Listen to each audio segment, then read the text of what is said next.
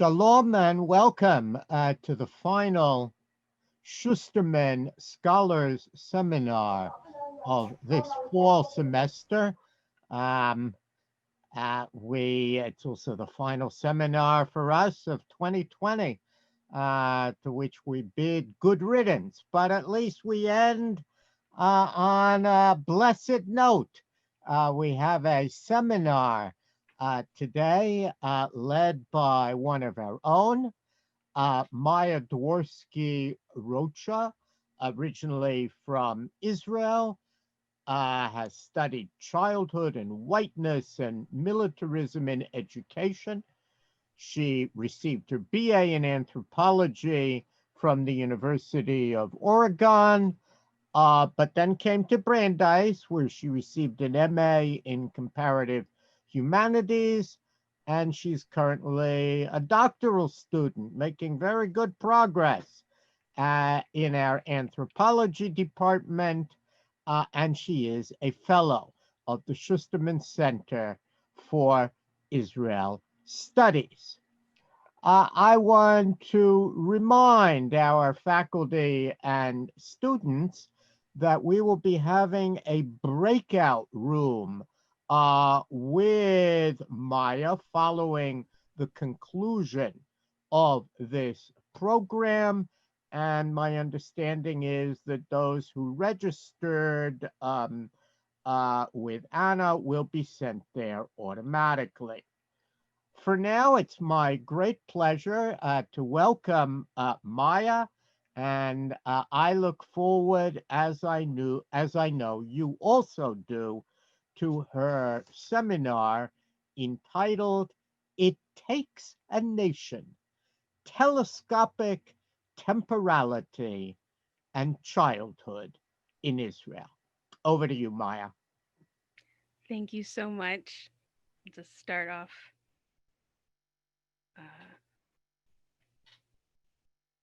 there we go. Good afternoon. Thank you all for your digital presence, and thank you, Professor Sarno, for the introduction.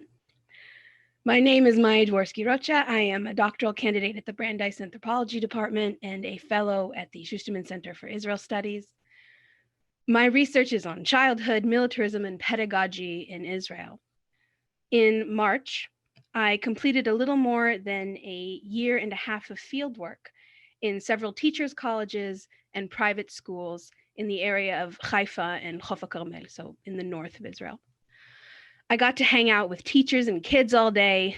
I got to go on field trips, attend class plays, and even taught a few cultural anthropology workshops. I also conducted interviews with over 30 educators and education administrators.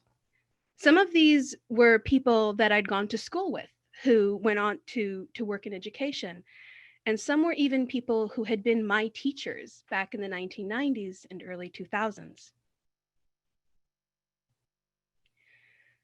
The research I conduct is ethnographic in nature, and therefore qualitative and subjective. I don't, or at least shouldn't, claim to make any grand statements about Israeli society. What I offer up is instead the experience of Israeli childhood, coupled with an informed, tempered perception of Israeli childhood several decades apart. What do children mean in Israeli society?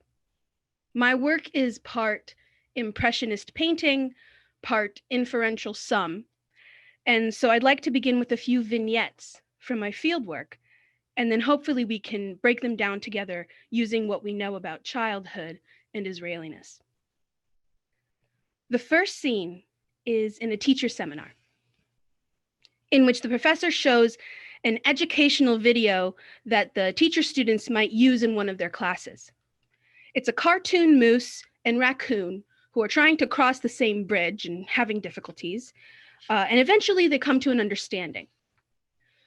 The professor tells the teacher students that this is a great way to teach compromise. You know why it's so important to teach compromise? She asks. Because there's only one Jerusalem. The second scene is also in a teacher seminar, where the professor showed a video made in collaboration with Israeli Jewish teachers and Israeli Palestinian teachers, where the Palestinians attend a Memorial Day ceremony, an Israeli national memorial for IDF soldiers and civilians killed in war or terror attacks, and the Jews attend a Nakba Day ceremony, a Palestinian ceremony that memorializes the catastrophe of 1948.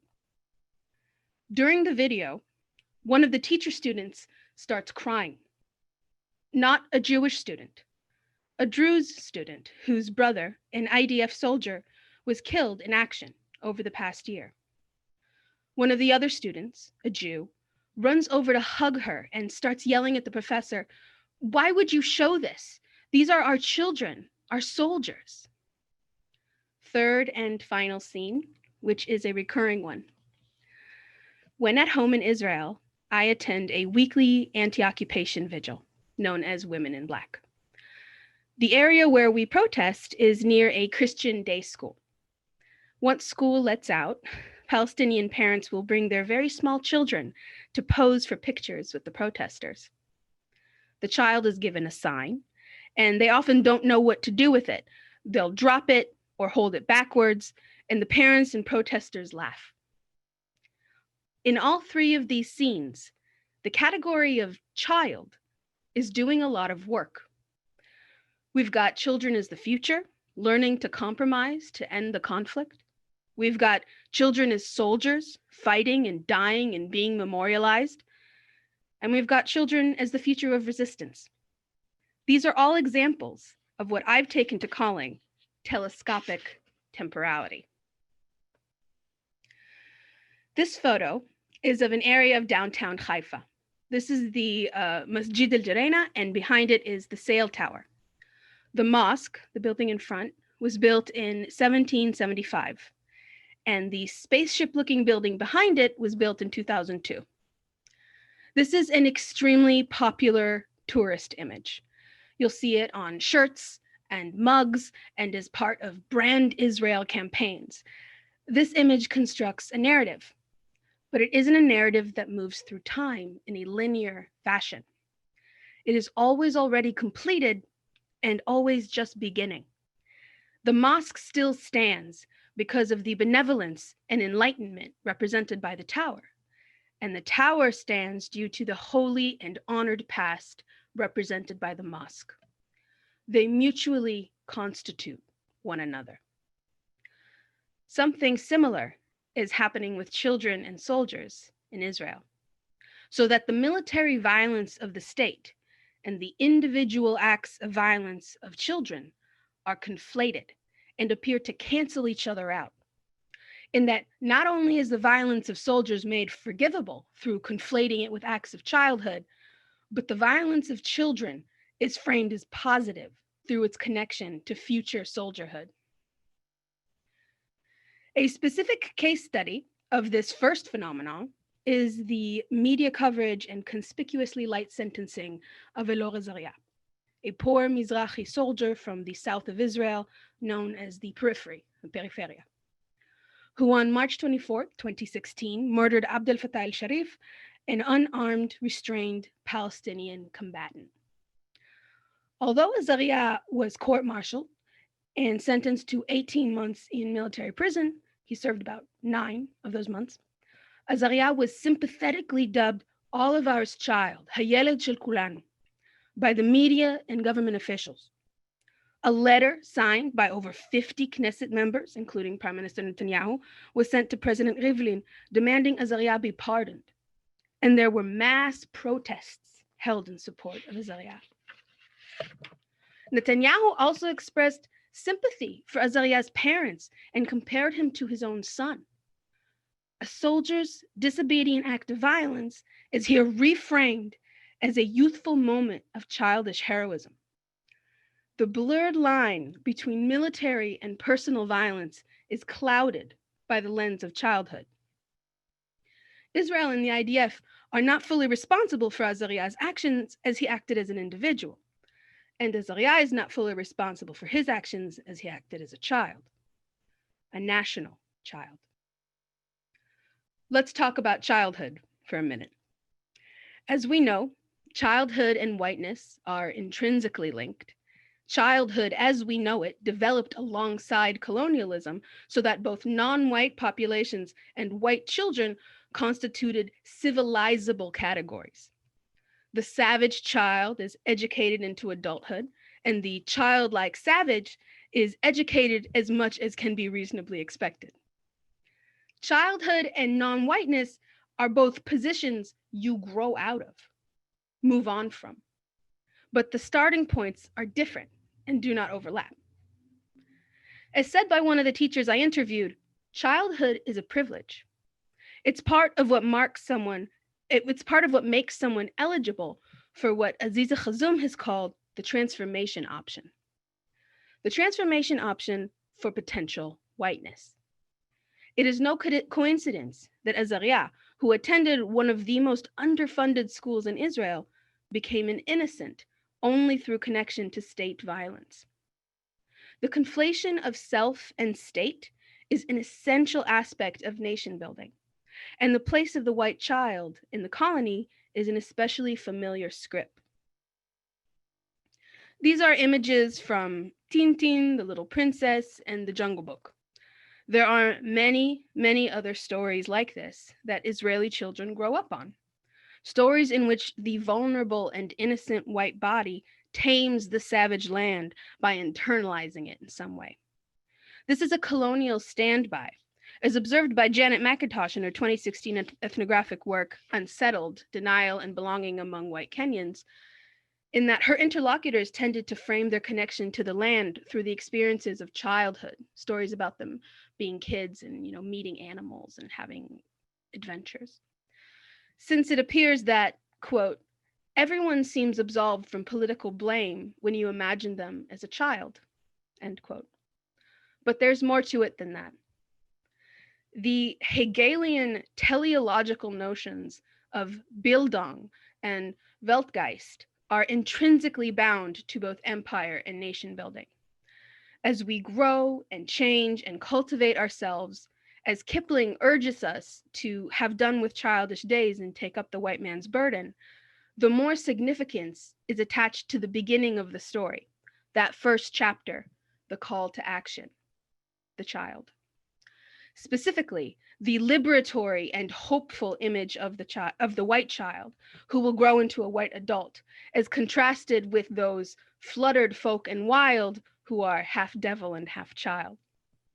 The child partially undergoes some aspect of Bildung through stewardship of the vulnerable savage. There is a picture that hangs near my desk at the Schusterman Center that most of you might be familiar with. It is a large framed page from a children's book written in 1936 and published in 1940, roughly a decade before Israel declared its independence. The book is called In the Land of Lobengulu, King of Zulu, and it was written by Nachum Gutman, an illustrator hired to paint the portrait of the South African president. The book, which was first published serially in the children's magazine Devar L'Yiladim, tells the story of Gutman's voyage, blurring fact and fiction, meticulous drawings of real animals, and imaginatively racist depictions of invented locals, into a classic story that is still popular as a current Israeli children's book. The illustration is of a large, beautiful tiger atop a prone man, allegedly Gutman himself. The text below the picture uses now antiquated but still rhyming language. The gist of the picture and the poem below it are as follows. Gutman, as he lies beneath the tiger, needn't fear, as the tiger has eaten recently. The closing statement reads, when a predator is sated, it is no longer dangerous. Even animals understand this. The tiger's bulging stomach and lolling tongue, as well as the calm expression on Gutman's face, are very much at home in this children's adventure tale genre, as is the informative passage written below it. Gutman's children's book, and especially his portrayal of himself as intrepid hero in a foreign land, engage in implicit conversation with the Hegelian impetus. Specifically, in the first chapter of In the Land of Lobengulu, King of Zulu, Gutmann describes the sea voyage he undertakes from Haifa Bay to Cape Point. In Hegel's teachings, the sea operates as an essential aspect of Bildung. By both separating and connecting nations, the sea inherently splits the world into origin and destination. The sea voyage itself represents a reclamation of Western identity, specifically through invocation of the heroes of ancient Greece, which Hegel imagines as the ultimate source and impetus of the Germanic world, or what we might call the West, the Occident, global whiteness, or what anthropologist Michel Rolf-Trouillot would call a North Atlantic fiction. Without the sea to travel, no productive Bildung can take place, either within an individual or for a nation as a whole. As explained by Trouillot, within North Atlantic fictions, a people or a nation cannot fully have a here if they do not also have an elsewhere. Gutmann's first chapter, in which the sea voyage is described, conjures this important dichotomization between the here and the elsewhere. The here is Haifa, the elsewhere being Cape Point. And the fact that the person making the passage from one to the other is a Jew implies that Jews have and embody a here. So what happens when the child, our hero, is also a Jew? Jews have a historically liminal position in the colonial hierarchy. We never quite fit the Western model of becoming. And so the whiteness of Jews is recent and fragile. It is both asserted and denied when convenient, internally and externally. Jewish whiteness at its most secure has always been proximate. Jews and children, two conceptual spaces of incompleteness, of potential. In the Israeli context, this has resulted in a state where many of the national symbols actively invoke narratives of the child. There are motherlands and fatherlands. Even the United States has an Uncle Sam. Israel, meanwhile, is a child land. This is Solik, a character created by Cariel Gardosh, known as Dosh, in 1956. He's a beloved cartoonist. He appeared in newspapers, educational materials, and national campaigns. He's less relevant these days, but still recognized by most Israeli children, kind of like Smokey the Bear. During the Six-Day War in 1967, Solik was aged up by Dosh, including donning a uniform to reflect Israel's maturing character. In Dosh's own words from his official website, Solik reflects the country.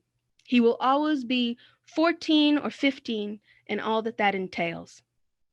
An adult Solik, an adult Israel, is not even imaginable. I know that it's not an image I can easily call to mind. In studying aspects of my own community, I am engaging in what Israeli anthropologist and Schusterman scholar Andrei Levy has called fieldwork at home. In fact, I sometimes feel that I am engaging in what Liron Shani, another Schusterman scholar and Israeli anthropologist, has called anthropology in the bedroom drawer. I often feel like a time traveler, sleeping in my childhood bedroom, either a child catching glimpses of the future or an anthropologist squinting at the past. The truth is, of course, that I am doing both. This is the nature of homecoming anthropology. To better illustrate this, I'd like to share with you a momentous experience from my fieldwork. Every Saturday night, after the Sabbath has left and Nachal's 2 children are asleep, I drive over to her apartment complex and wait in my little rental car for her to sneak away from her husband and family. We drive to the old gas station on the outskirts of town and sit outside it, smoking the same brand of cigarettes we smoked at age 12 and working our way through a bag of sunflower seeds. Preteen skaters initially gave us suspicious looks, but now we're the 2 weird mom-looking ladies who scream, laugh, and converse shout about our families and work every week. This has been a comfortable constant of my fieldwork. Saturday nights, sweating, huddling out of the rain, or both, Nachal and I unpack the week. We complain about our spouses, our parents, and our work. I share tidbits of fieldwork, and she complains about her work in preschools and kindergarten and her studies to become an early childhood educator. Nachal and I have been best friends since we were in preschool.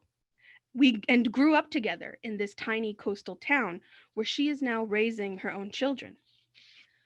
I've never loved children as dearly as I do hers, and so my physical and emotional reactions to the following scene were familiar in theory, but I'd never experienced them myself. One night in November, I pull up in the parking lot of Nachal's apartment complex, rain streaking yellow through the street lamps. I'm being watched by a large, wet, ginger tomcat who is guarding the stairs and who barely moves out of the way when Nachal comes bustling down the steps. Wrapped in layers of shawl and coat, I can see her face, grinning broadly, catching the glare of my headlights as she rushes towards the passenger side door. It slams, and my car is full of the smell of rain, wet wool shawl, cat, and Nachal. We both lean in for a brief hello kiss on the cheek, and I realize she hasn't stopped grinning. More than that, her eyes are bright and nearly overflowing. "We went to the doctor today," she breathes, biting both lips. "Motile has asthma." The physical response is immediate. The relief hits like a cold shower on a hot day. It bursts out of me. Mazal tov! Nachal and I hug and laugh. We're both happy and revel in this moment. We spend the rest of the night discussing other matters, but every now and then remind each other and are once again overcome with relief, like the unclenching of an overworked muscle. It isn't until I drop her off a few hours later and am sitting at my desk scribbling the day's field notes that I realize how strange our exchange might have appeared to an outsider, to someone who didn't grow up here, who never considered raising children here. It never seemed strange to me that Nachal would celebrate her 3-year-old's asthma diagnosis. I remembered my own mother punching the air when my younger brother's migraines were confirmed at age 9. It feels almost silly to write down because it's so obvious, but once I have, it sits there on the page looking back at me. Mothers celebrate their son's illness because it means they won't be eligible for combat. A year later, on Memorial Day, I receive an email from Nachal with no subject line, which simply says, "I don't want him to be a hero. I want him to live. I don't want him to protect the world. I want him to live and see the world." She is referring to a popular Israeli song often sung at memorial services titled "Protect the World, Child." Shmor al Ha'olam Yeled. This song is sung along with many similar songs which mention or directly call on children as saviors of Israel at Memorial Day and Holocaust Day services. It is often sung by children. Nachal references it offhand in a way that would be instantly legible to anyone who had grown up in Israel or merely attended a few Memorial Day services. Motile, Nachal's toddler, is a good decade and a half from soldierhood. But the very fact that he is an Israeli child, and especially an Israeli boy, contains within it his inevitable military service. In her book, From Ultrasound to Army, The Unconscious Trajectories of Masculinity in Israel, Chani Shalvi recognizes this at the very moment when expectant mothers learn the sex of their fetus. Quote, "There was something in the parents' eyes when they commented on the draft of he who was still an embryo, as though from the few words, 'he will be a soldier,' I was meant to grasp all the hidden significance." End quote. She presents the act of Israeli motherhood as one of semi-conscious child endangerment. To quote my own mother, having a son in Israel is like driving without seatbelts. This is not just an aspect of Israeli motherhood, but of Israeli parenthood, woven into the general anxieties and insecurities that keep us up at night. An example of this enmeshment of familial and national loving dread can be found in the most recent music video put out on November 21st by Israeli music artist Hanan Ben-Ari, celebrating the birth of his 7th child. It's called Amen al Layladim, Amen for the Children. And it's a beautiful song that is set over a moving clip show of parents and children. Interspersed between the babies being held and the toddlers being cuddled, naturally, are soldiers being hugged. As I've repeatedly mentioned, I grew up in Israel, had an Israeli childhood, in which every Holocaust or Memorial Day school ceremony included being stuffed into an old coat, having my face powdered white, and singing a song about death, land, and children. In those moments, much like Motile, my existence in time was layered. My causality collapsed. Telescopic temporality describes the relationship between the lost children of the diaspora, current Israeli children, and their precarious futures as IDF soldiers. This is a recent children's book that just came out, like 2 years ago. It's called Anne's Friend, and it's about a 6th grader named Yara Levi, living in Sderot, the southern town in Israel that is constantly under rocket fire from Gaza. So this little girl, Yara, after a visit to Amsterdam, writes a blog in which she pretends Anne Frank is her best friend. They talk about puberty, boys, and war.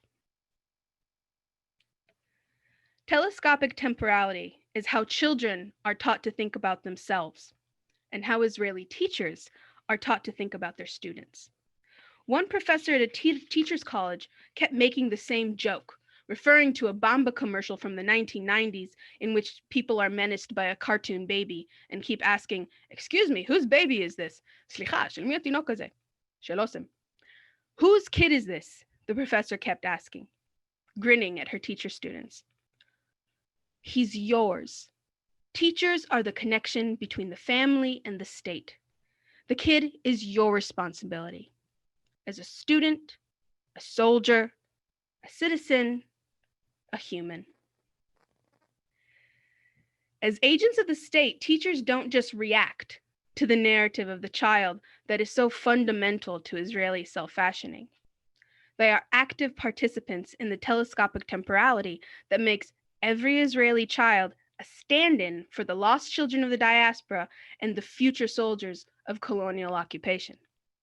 Both vulnerable savage and liberatory child. We are a nation attempting to become, through stewardship, of our darker self. The great chain of Orientalism, of rejection, is driven by the temptation to survive the tiger's clutches by first securing its food elsewhere.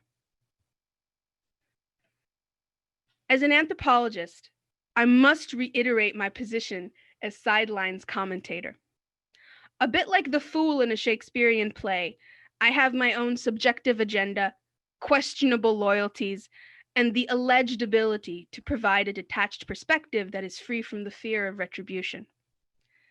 As a homecoming anthropologist, I present my analysis from the inside, so to speak, which is why I feel entitled to critique, to diagnose, and to demand remedy. We've often heard that if you want to change society, start in education. Now, teachers are by far the coolest people on earth, and that definitely includes Israeli teachers. There wasn't a single teacher I interviewed who didn't think of their job as a calling, a social duty, or sacred work, avodat kodesh. Many of them are also political and human rights activists. But the truth is that teachers have always been the state's messengers into the world of children, and their message is how to join the society into which their students have been born. What I've been looking at is how teachers conceive of their audience in ways that conform to what the society thinks it needs. So long as Israeli society thinks it needs soldiers, education will deliver. So long as we internalize and then teach our children the foundational tenets of North Atlantic fictions, so long as we teach them that their only way to survive the tiger is to feed it, death will continue to be the primary mechanism through which Israel interfaces with the world. Our children die, our children kill, we become, but only ever approximately so. Telescopic temporality describes the narrative collapse that takes place between children and soldiers in Israel, between antiquity and modernity, the beginning of the story and its foregone conclusion. It's bound up with the narratives we tell ourselves about development and our place among the nations of the world, and is therefore most readily expressed in pedagogic spaces. Going forward, I hope to continue my work among Israeli teachers and, no matter how scary it might seem, join the ranks of Israeli parents. Thank you. Thank you so much, Maya. That was an amazing presentation. I really appreciate your, as someone who's mostly a historian, I love hearing about anthropology and ethnography and how it's different and similar to some of the work that I've done. So I want to start with a question that you alluded at, and that's the question of gender, right? We know that, that gender affects childhood, it affects Israeli childhood. And I want you to ask you a bit more about gender and soldiering. And so given that, I wonder if you just elaborate it more, some of your experiences, et cetera. Yeah, so soldiering, the future soldierhood is in many ways kind of what defines gender. And when you grow up in Israel, there's, all the boys have the ability to go to combat. Girls don't necessarily have that. If you want to get out of military service, if you are a girl, you don't necessarily, you're not necessarily looking at jail time, while for boys, that is the case. This has changed, of course, over the last couple decades as it's become more neoliberal. Basically, if you have money now, you don't have to go to the army, but but especially with the people for whom it remains extremely relevant. The draft is, they're often their ticket out of poverty. Gender is extremely what's the word? It's very solid. Okay. All right. And now I'm going to do the annoying thing and ask you about things you haven't studied. Okay. But I'm just curious to hear what your thoughts are. So you focus on the school. My understanding is that it's a secular school, right? It's a mamlachti school. I do a bunch of private schools as well. Private schools as well. Okay. So if we were to think about schools that don't fit into this model, religious Zionist schools, ultra-Orthodox schools, and of course, Arab schools, how is Israeli-Palestinian childhood conceived of and thought of? What are some of the things you might think about, and how, there are obvious differences, but I'm curious to see, or what kind of questions you would even ask about these populations and how they experience childhood differently? Well, we had a very relevant example recently in Carmiel, where a Arab school is not an option because Carmiel is a Jewish city. This has been set as law. So that should already tell you something. Looking at how the concept of childhood, the term, is used in Palestinian spaces is equally fascinating as looking at Jewish spaces. I don't necessarily have, like you said, I don't have that insider knowledge. But what I've seen is that it's used as an example of one of the things that is harmed by Israeli occupation and Israeli policies. Childhood is something that is taken away. Okay, so this is a question that comes from our own Yehuda Mirsky. Mm-hmm. And he says, a lot of what you talk about, especially, values and militarism and what are things that we see in a lot of different societies, especially with notions of collective identity. Mm-hmm. So what is the modern elements of this, which I think you touch on a bit in your introduction, but I'd love to hear more. And also what's Israeli about this? which is a question I had for myself as well. Yeah, so I'm very lucky in that I have a friend and colleague who studies similar things, but in South Korean society. So it's very interesting because they also have the draft, and it's also gendered. So it's very interesting to see which things overlap and which don't. What makes it Israeli to me, what makes it is this liminal position in which Jews find themselves in the colonial hierarchy. There's this constant aspirational, whiteness that everything in Israel seems to exist in service of in many ways, and soldiering especially so, trying to be more like, the strong people rather than those who can be colonized. Yeah. This is something that you mentioned a bit, and that's the issue of Mizrachiness and whiteness, right? One of the things that's interesting about Alor Azaria is that he comes from a poor Mizrahi development town, and if I'm understanding correctly, you said that through his soldiering, he's almost able to transcend or become white. I was wondering if you could speak more about that and just sort of Mizrachiness, and especially in the army in general. I mean, we can talk about how certain, Golani is Mizrahi, paratroopers are Nazi, and just a bit more about those ethnic shifts. Well, it's like the melting pot anywhere else. The army is the Israeli melting pot. In Azariah's case specifically, it is really, really fascinating because he was a delinquent. He was a young delinquent and who had suffered many, many different systemic issues because of being Mizrahi, because of where he lived, because of the social status that he was in with his family. And then the moment, and no one called him their child before he killed someone. He was nobody's child. He was a thug. He was an ouse. He was, the system did not show up for Alor Azaria until he became a murderer. Okay. Another question, and this is a more historical one that I was thinking about, is, you talk about children and you talk about teachers, and a little less so you talk about the experience of being a parent, right, and what that means. And when I think about gender and history and images of parents, I have two things that come to mind. So I'm going to add, one is historical, one is cultural. And one is that maybe the most successful protest movement in Israel's history is called the Four Mothers, right? The Arba Imahot. So obviously a biblical reference to the biblical mothers, was in protest of the Lebanon War in the 80s.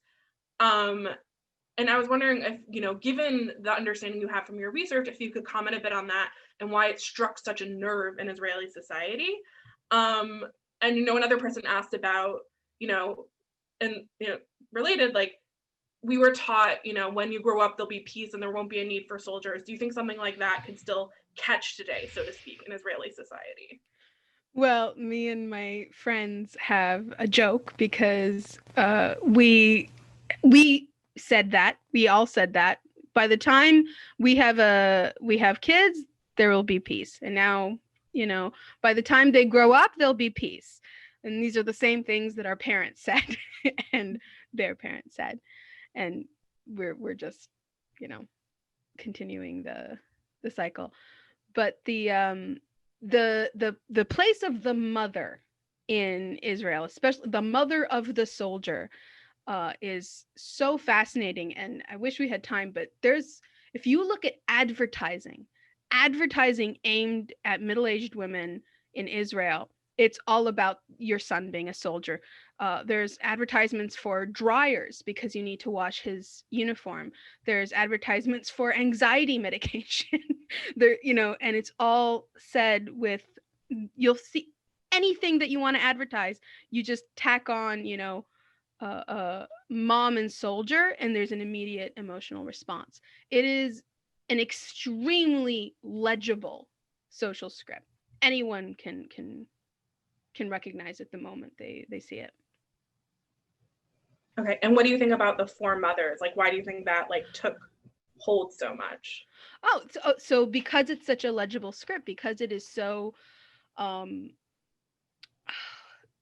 it's so productive. There's so much there. There's so much friction there between, familial obligation. The familial obligation of the son to the mother is now fulfilled to the state. So the mother sort of, uh, is erased, and instead of her is the state, and that is who you're serving. There's a great video, well, not a great video, it's a very interesting video from one of the recent wars in Gaza, where a bunch of reservists, now these are adult men who are doing their reserve duty, and they filmed a video to the song Happy. Mm-hmm. And dedicated it to their mothers. The soldier mother dyad is it's so powerfully attached to the very nation building and the very state work that is being done. So it makes sense that a group like the Four Mothers are sort of turning that on its head. That's what makes it so powerful, because you go to the army for your mother. You go to the army, and yes, it hurts her, and she's sad about it, but you're there to protect her. There's a saying, what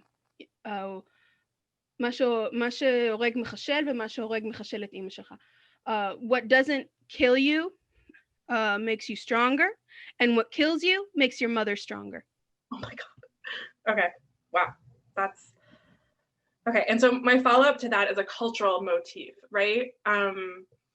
Probably the strongest cultural motif in Israel is that of the Akedah, right? The sacrifice of Isaac, or the near sacrifice by his father Abraham, right? This motif, it's in poetry, it's in film, it's everywhere. And a lot of it that intersects with soldier imagery, right? Classic Born on the Silver Platter, Magasha Kesef, etc. Mm-hmm. Did you find these biblical resonances in what you did and what you worked on? And did you get, so from the cultural sphere onto the, let's say, ethnographic sphere? It underlies the Bible, because we sort of fish in water in Israel. It's in everything we do. It's in everything we say. So yeah, there's the unspoken assumption of sacrifice, and that the sacrifice will be spared at the last minute. And even when that doesn't happen, there's still this feeling of righteousness that comes with sacrificing your child. What more can you give? Right. I wanted to ask you,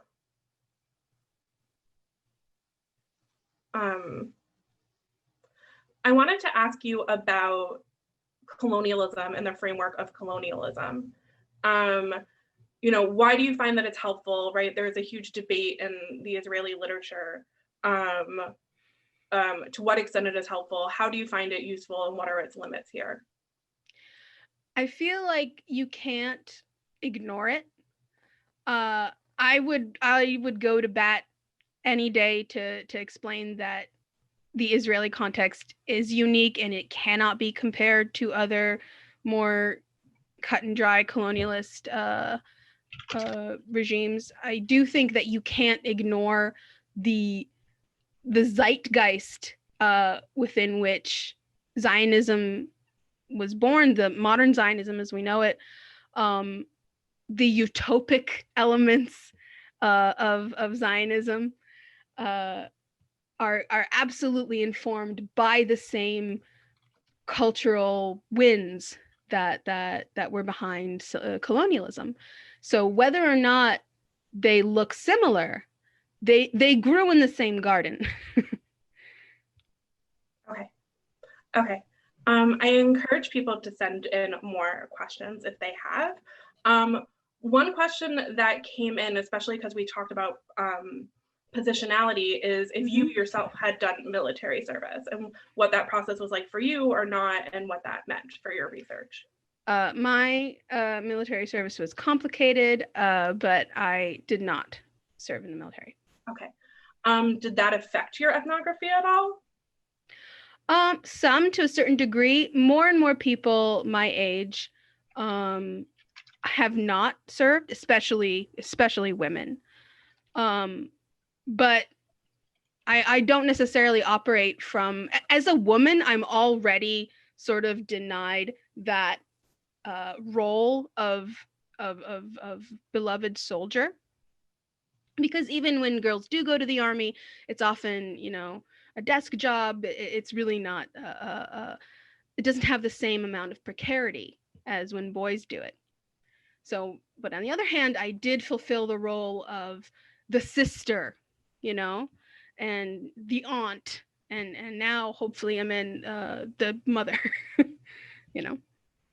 Yeah. So a question that comes from the audience is about the posters every year for the Israel State anniversary, for Yom HaAtzmaut. And this questioner says that children tend to be absent in an